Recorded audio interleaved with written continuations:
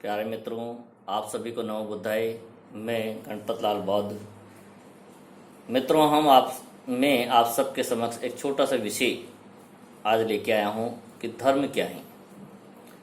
धर्म चाहे दुनिया का कोई भी हो, प्रत्येक धर्म व्यक्ति को मानव कल्याण, परोपकार, दया, करुणा, प्राणी हित की रक्षा की शिक्षा देता है और हर धर्म व्यक्ति को अपने कर्तव्य का आभास कराता है, जानकारी देता है।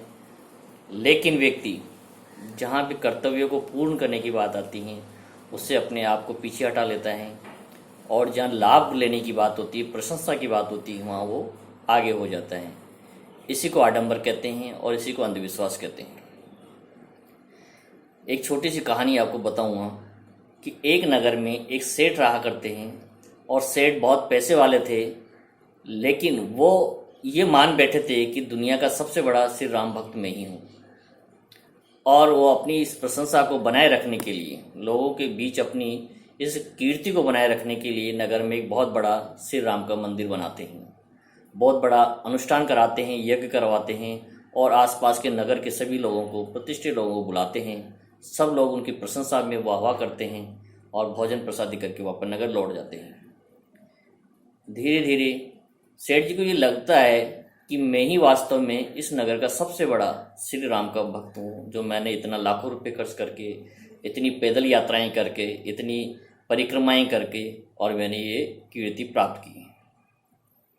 एक दिन प्रातः जब वो मंदिर के बाहर बैठे होते हैं तो वहाँ से एक बुद्धिमान व्यक्ति, उसे कह सकते हैं हम, वो उनके पास आकर के बैठ जाता है और हाथ जोड़ के निवेदन करता है कि सेठ जी, मैं आपसे एक बात कहना चाहता हूँ। यदि आपको क्रोध ना आए, मुझ पर क्रोध ना करें, तो मैं अपनी बात कहना चाहता हूँ। कहते हैं, बताइए।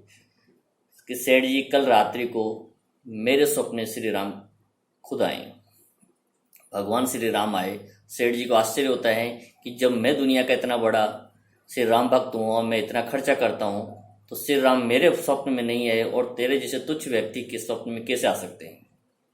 लेकिन बताओ, आए तो उन्होंने क्या कहा?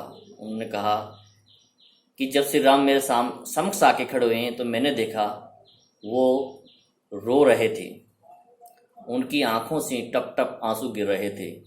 मैंने उनका कारण पूछा। उन्होंने कहा कि इस धरती पर कुछ लोग स्वार्थी ऐसे हैं जो अपने आप को मेरा भक्त मानते हैं, लेकिन मेरे बताए गए किसी भी मार्ग पर चलने को तैयार नहीं है। मैंने बड़े आश्चर्य से कहा कि भाई, मेरे नगर में तो एक ही सेठ जी हैं और आप कितने बड़े भक्त हैं, और उनसे वो तो आपकी किसी भी बात का अनुसरण करने से वंचित नहीं है, हर बात का आपका पालन करते हैं, आपकी शिक्षाओं का मार्गदर्शन लेते हैं। उन्होंने कहा, नहीं,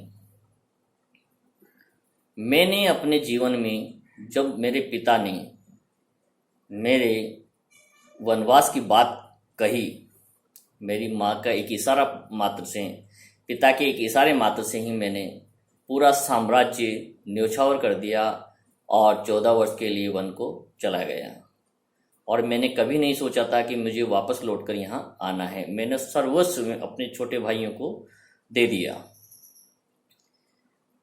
लेकिन आज जो लोग धरती पर अपने आप को सबसे बड़े मेरे भक्त कहलाते हैं, आज वही सेठ जी अपने छोटे भाइयों के खिलाफ और अपने पिता के खिलाफ अपनी प्रॉपर्टी को लेकर पिछले कई सालों से कोर्ट के केस लड़ रहे हैं, क्योंकि वो अपने भाइयों को एक जमीन का एक छोटा सा टुकड़ा मात्र नहीं देना चाहते हैं और नाजायज रूप से, जो कि उनका नहीं है किसी प्रकार से, सब पर कब्जा करके बैठ जाना चाहते हैं। और बड़े से बड़े वकील अपनी ओर से पैसों के दम पर उन्होंने कोर्ट में खड़े कर दिए हैं।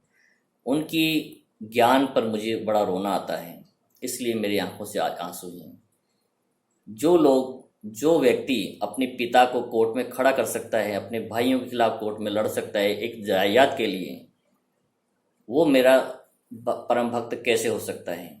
यही मैं आज सोच रहा हूँ, क्या मैंने इसी क्षण के लिए वो त्याग किया था और वो उपदेश दिया था, संदेश दिया था लोगों को कि वो समाज के हित में इन नियमों का पालन करें। और वो आप ही का और इशारा कर रहे थे और रो रहे थे कि मुझे इस बात से सबसे अधिक दुख हो रहा है कि मेरे भक्त आज अपने ही भाई, अपने ही पिता के खिलाफ अदालत में केस लड़ रहे हैं और उन्हें उनका हक से वंचित करने पर अड़े हुए हैं। मित्रों, धर्म हमें स्वार्थ नहीं सिखाता है, धर्म हमें त्याग सिखाता है, करुणा सिखाता है। जो धर्म में कर्तव्य दिए गए, हम कर्तव्य पे ज़्यादा विचार करें और कर्तव्य पे ज़्यादा बल दें, हमारी कीर्ति स्वतः ही हो जाएंगी। हमें किसी को कहने की आवश्यकता नहीं है, ऐसा कोई आडंबर करने की आवश्यकता नहीं है कि हम धर्म के असली उत्तराधिकारी हैं, चाहे धर्म कोई भी हो। धर्म हमेशा मानव कल्याण सिखाता है, करुणा सिखाता है, अपने कर्तव्य का बोध कराता है। यही मेरा विचार है। धन्यवाद मित्रों, आपको कैसा लगा आप मुझे अवश्य बताएं।